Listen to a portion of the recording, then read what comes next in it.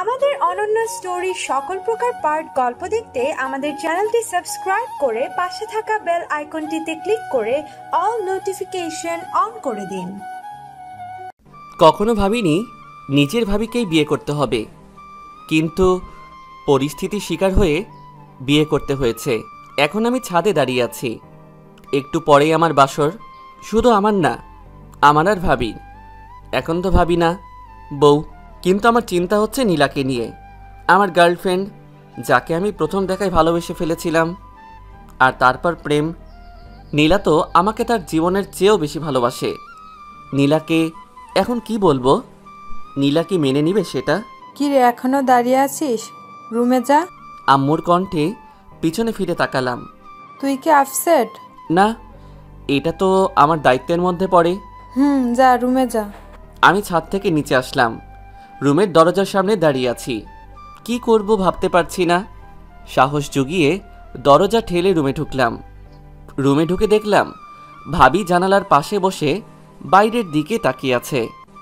ভাবির দৃষ্টি আকর্ষণ করার জন্য মীরা আমার দিকে তাকালো। তার দৃষ্টি একেবারেই শান্ত। কিভাবে মেয়েটা নিজেকে দমিয়েও রাখতে পারে? রাকিব, তুমি এসেছো? কোথায় ছিলে এতক্ষণ? ছাদে ছিলাম। তুমি জানালায় দাঁড়িয়ে কি করছো? ঘুমাওনি? না, কি করে ঘুমাই বলো? আমি কিছু বললাম না। আচ্ছা রাকিব, আমার সাথে এমন কেন হলো? কি দোষ করেছি আমি? কেঁদো না প্লিজ। তোমার জীবনটাও নষ্ট করে দিলাম।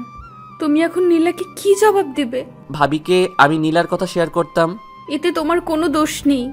তুমি নিজেকে দোষারোপ করো না প্লিজ। ভাবি কেঁদেই চলছে, কাঁদবে না প্লিজ।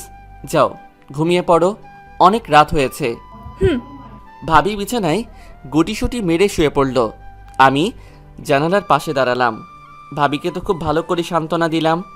এখন নিজেকে শান্ত করি কি করে? নীলা আমাকে প্রতারক ভাববে না তো? কি করব এখন? কি করার আছে আমার?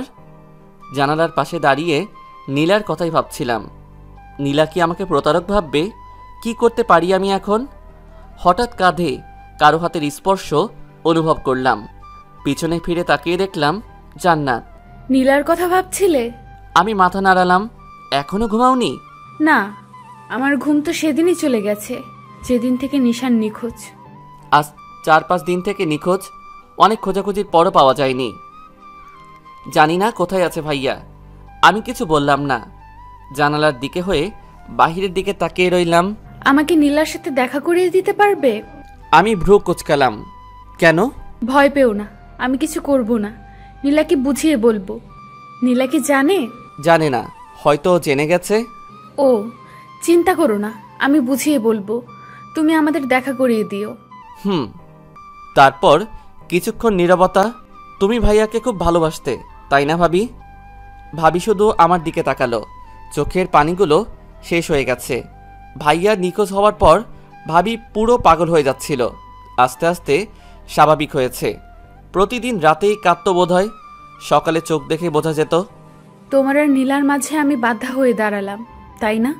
না না, এটা তো তোমার কোনো দোষ নেই। এই সময় তোমাকে সাপোর্ট দেওয়া খুবই জরুরি, যেটা আমার দায়িত্ব। তুমি তো নীলাকে ভালোবাসো, তাহলে আমাকে বিয়ে করতে রাজি হলে কেন?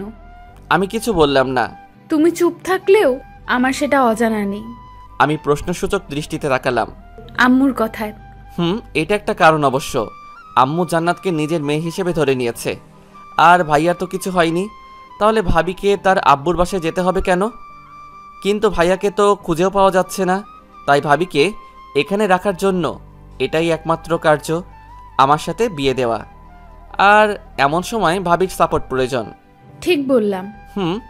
তবে তবে কি? ভাবি প্রশ্নসূচক দৃষ্টিতে তাকিয়ে আছে আমার দিকে। আরও একটি কারণ আছে। আমি যেটা ভাবছিলাম সেটাই কি? তুমি কি ভাবছিলে? আমার অনাগত সন্তানের জন্য। আমি মাথা নাড়ালাম। জান্নাত প্রেগনেন্ট, 4-5 মাসের হবে। জান্নাত কিছুক্ষণ আমার দিকে তাকালো। তারপর, জানো রাকিব, তুমি অনেক ভালো। কি জানি, হয়তো। আমি ভেবেছিলাম তুমি আমার উপর বিরক্ত, কিন্তু তুমি আমাকে খুব ভালোভাবেই সাপোর্ট দিচ্ছ। আমি ভাবলাম তুমি শুধু আম্মুর কথা রাখার জন্য বিয়েটা করেছো, কিন্তু সত্যিই তুমি খুব ভালো। আচ্ছা, তোমার এখন রেস্টের প্রয়োজন ভাবি। ঘুমিয়ে পড়ো, যাও। বোকা, সবার সামনে ভাবে ভাবে করবে নাকি? আম্মু এতে কষ্ট পাবে। তাহলে? ভাবি কিছুক্ষণ ভাবলো। নাম ধরে ডাকতে পারো। নাম ধরে? সমস্যা নেই তো। না, কিন্তু। আচ্ছা, যাই ডাকো, সবার সামনে ভাবি ডেকো না শুধু। ওকে, যাও শুয়ে পড়ো। Good night. Good night. আমি গিয়ে সোফায় শুয়ে পড়লাম, কিন্তু জান্নাত জানালার পাশে দাঁড়িয়ে রইল। কি হলো, ঘুমাবে না? ঘুম আসবে না। কেন? প্রতি রাতে তো নিশান আমার মাথায় হাত বুলিয়ে ঘুম পাড়িয়ে দিত। এখন তো নিশান নেই, তাই ঘুমও নেই। কিন্তু তোমার তো ঘুমানো প্রয়োজন। কিন্তু আমার তো ঘুম আসবে না। এক কাজ করতে পারি। কি? আমি মাথায় হাত বুলিয়ে দেই, ঘুমিয়ে পড়ো। জান্নাত আশ্চর্য হয়ে তাকালো আমার দিকে, ইতস্তত বোধ করছে, নিজেকে অপরাধী মনে করছে। কি হলো? না না, লাগবে না, আমি ঘুমাতে পারবো। কিভাবে? চেষ্টা করলে এমনিতেই ঘুম আসবে।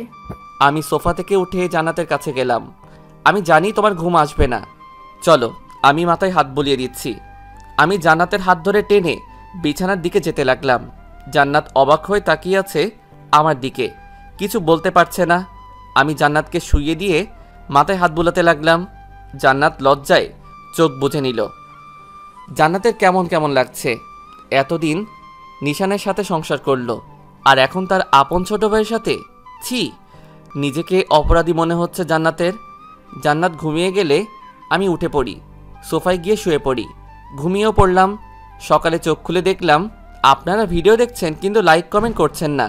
এটা কিন্তু খারাপ অভ্যাস, সবাই চেঞ্জ করবেন, মনে কষ্ট নিয়েন না। ধন্যবাদ। আর এই ভিডিওটি কেমন লাগলো তা কমেন্ট করে জানাতে ভুলবেন না। এই গল্পটি যদি দেখতে চান তাহলে অবশ্যই কমেন্ট করে জানাবেন, তাহলে কিন্তু নেক্সট পার্ট দেওয়া হবে।